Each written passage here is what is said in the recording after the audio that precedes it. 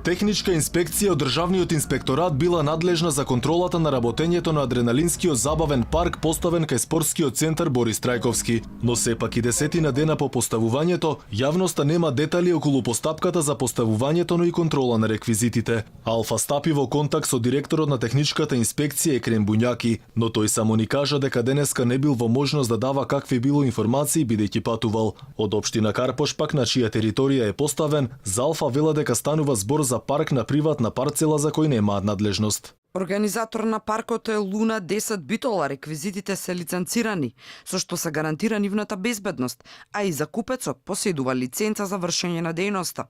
Со меѓусебен договор меѓу двете страни, утврдено е дека сите ризици кои произлегуваат од користењето на просторот преминуваат кај закупецот.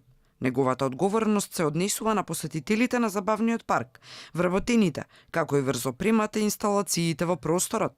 Закупецот е должен да ги преземе сите потребни мерки, како и да ја покрие штетата спрема трети лица, поради иден неизвесен несреќен случај. Во меѓувреме долго очекуваниот Луна парк нема наскоро да биде пуштен во употреба, бидејќи проектот за негова градба што го започна претходниот градоначалник на Скопје во моментов е прекината, потврдија за Алфа од град Скопје. Инаку Луна паркот веќе неколку години не функционира. Градот под раководство на Коце Трајановски најпрвин бараше приватен инвеститор, а откако не се најде се одлучи самостојно да го обнови. По доаѓањето на Петре Шилегов, активностите беа запрени и процедурата вратена на почеток. Според проектот, градот требаше да изгради вкупно 27 реквизити, од кои 3 адреналински, како и разни видови на лулашки, вртелешки, тобогани и сличен вид на забава.